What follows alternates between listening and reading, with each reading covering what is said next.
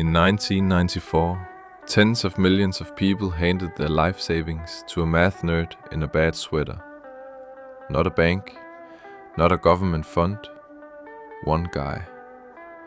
And the craziest part, he told everyone exactly how it worked, and they did it anyway. This is the story of MMM, the largest financial fraud in human history, and the man who nearly used it to overthrow the Russian government. Picture this. It's 1991. The Soviet Union, the most powerful communist state ever built, just collapses overnight. 70 years of the government owns everything ends in about a week. One morning, Russians wake up and are told, "Congratulations, you live in a free market now. Good luck." There's a word for this: chaos. Factories that used to be state-owned are suddenly being sold off. The currency is in free fall. Organized crime runs the streets. People who made decent salaries as engineers or teachers are now struggling to buy bread. And into this vacuum, the government tries to introduce capitalism by handing every citizen a voucher worth about 25 rubles, supposedly representing their share of the national wealth. Most people had no idea what to do with it. How would they? They'd spent their entire lives in a system where the word investment was practically illegal. So here's this bewildered population with no financial literacy, no safety net, and a desperate need to believe that something is going to get better. Enter Sergei Mavrodi. Mavrodi was a 37-year-old math graduate who'd spent the 80s running a small electronics import business, which was basically illegal in the USSR, but whatever, times were changing. His pitch for MMM was almost insultingly simple. No confusing market talk, no spreadsheets, just give me 100 rubles, next week you get 200. That's it. That was the whole pitch. Now, if you know anything about finance, alarm bells are going off. Because what Mavrodi was describing is a textbook Ponzi scheme. Here's how it works. Your money doesn't get invested anywhere. When you hand over $100, that money goes straight to whoever signed up before you. When the next guy signs up, his money pays you back with profit, and so on.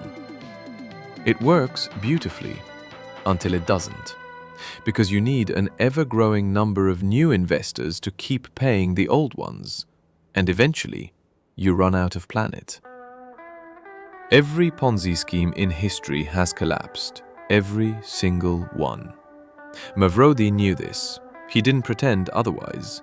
He called his product tickets, not investments, not securities, just tickets, because technically they were just paper. Fancy paper you could trade in at any MMM office at a price he set himself. And those prices? They were going up 50 to 70% per month. Here's what separated MMM from every other scam: the marketing. Mavrodi hired some of Russia's best ad creators and produced a TV serial, not a commercial, a serial, following a lovable everyman named Leonya Golubkov. Leonya was a regular guy, a factory worker, the kind of guy you'd sit next to on the bus.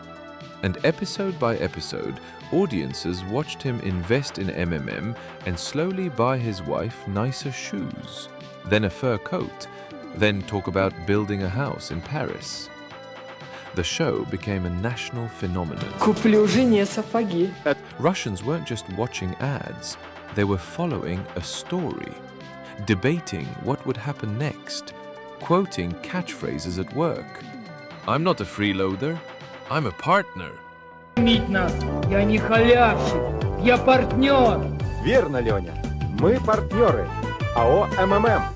You have to understand, this was a country where advertising barely existed until 3 years ago. There was no ad fatigue, no cynicism, no media literacy about being sold to. If it was on television, people trusted it. The campaign ran constantly, morning, afternoon, prime time.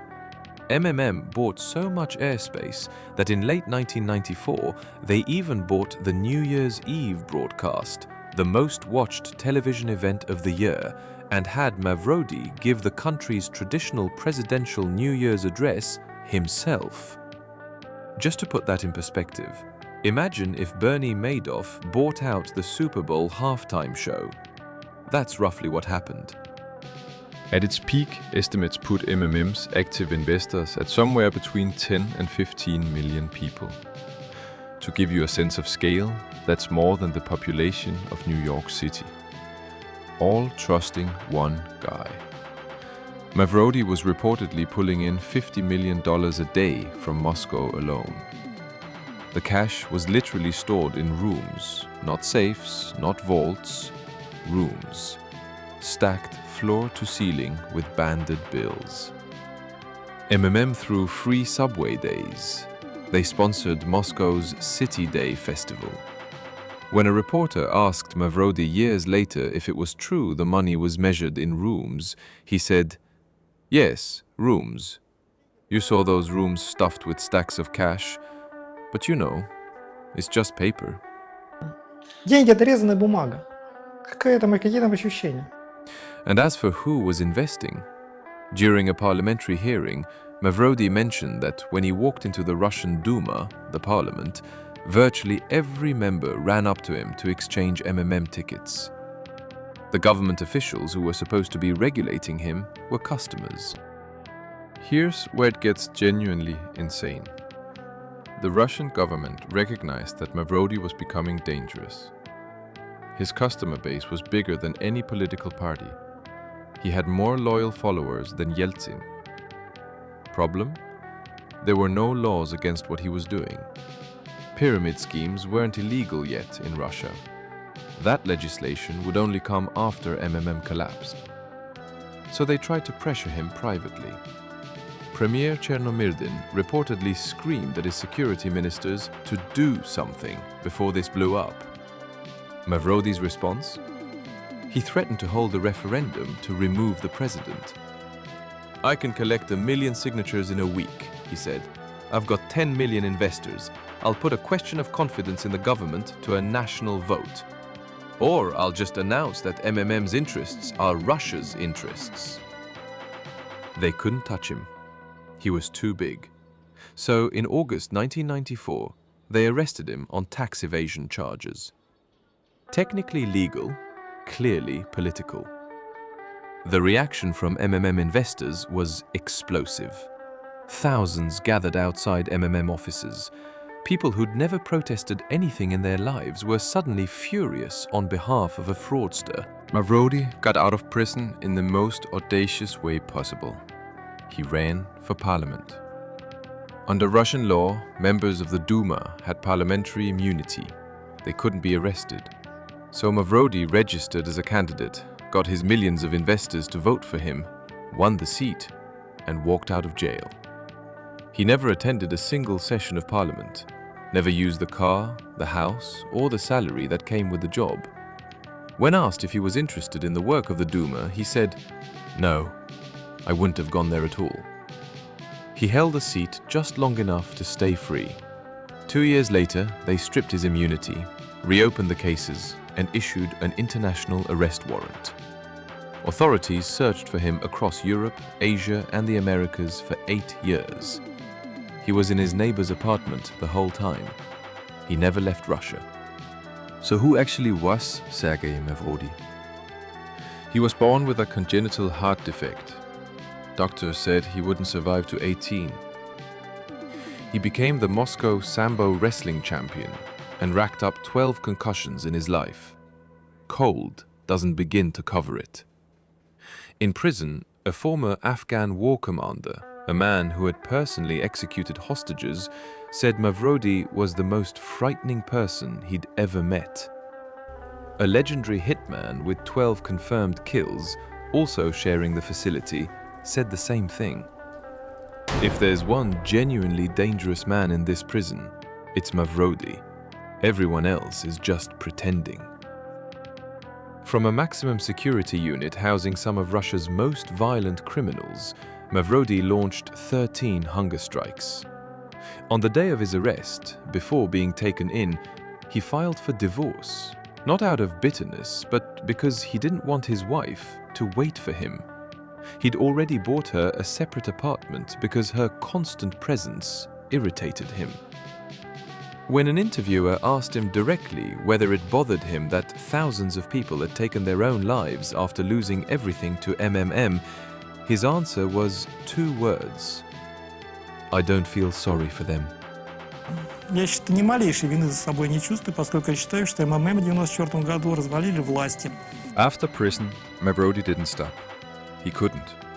He built Stock Generation, an online pyramid that became the largest internet fraud ever recorded at the time. He launched MMM 2011, then MMM 2012.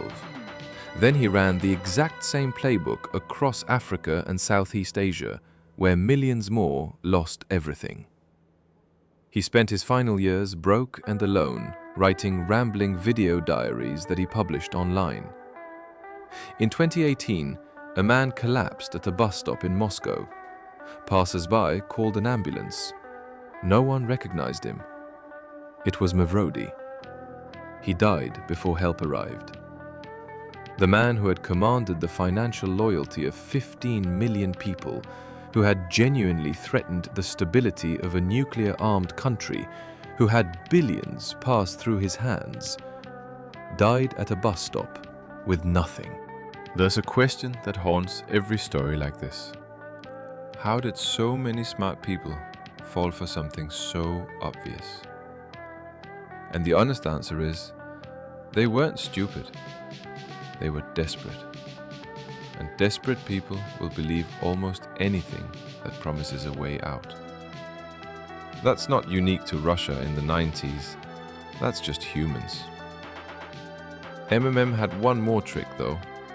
After Mavrodi died, his associates relaunched the brand. The website is still active in several countries. The pyramid never really stopped. It just moved.